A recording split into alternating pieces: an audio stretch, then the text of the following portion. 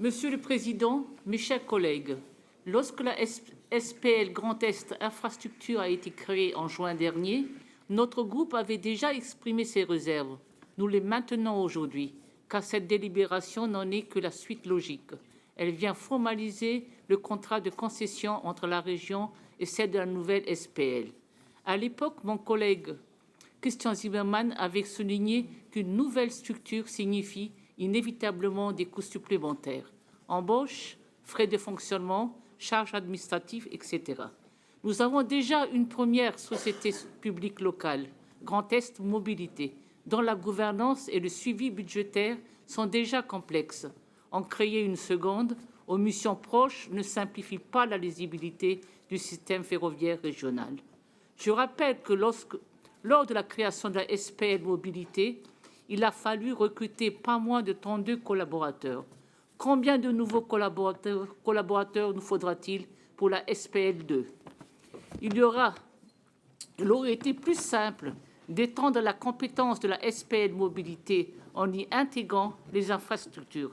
Ce d'autant plus que l'article 5.2 de la Convention SPL 2, il est prévu des activités supplémentaires dans la mise en œuvre d'innovations ferroviaires et la création de laboratoires de mobilité.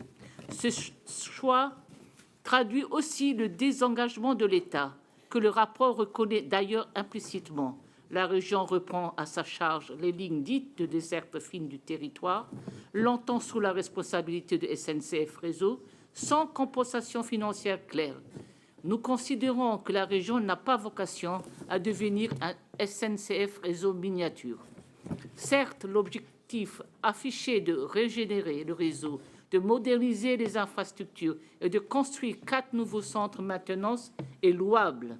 Mais au-delà des intentions, beaucoup d'interrogations demeurent sur le principe.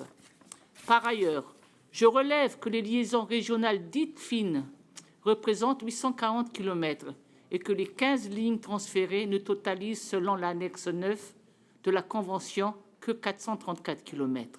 Nous nous posons en conséquence la question des 400 autres kilomètres. Allons-nous vers la création d'un SPL 3 à ce titre? Enfin, la synthèse des flux financiers représente 3,6 milliards d'euros, engagés sur 40 ans, en grande partie à la charge de la région. Or, la performance actuelle reste faible. Le document mentionne un taux de disponibilité de réseau de seulement 80% malgré plus de 300 millions d'euros investis depuis 2023. En clair, l'État se désengage, la région paye et les usagers, eux, attendent toujours leur train. Dans ce contexte, nous comprenons et partageons l'ambition, mais nous doutons de la méthode. La multiplication des structures et des conventions rend la gestion plus lourde, sans garantie d'efficacité immédiate pour les usagers. Les habitants, eux, attendent surtout des trains à l'heure, une desserte régulière et une meilleure fiabilité au quotidien. Les trop nombreuses fois que les trains ont été remplacés par des bus, comme sur la ligne Nancy-Épinal, illustrent parfaitement les désagréments subis par les usagers. Ces substitutions répétées traduisent le manque d'anticipation et la dégradation du service qui finissent par décourager les voyageurs réguliers. Le redéploiement du réseau ferroviaire et la réouverture des lignes constituent une priorité que nous défendons pleinement.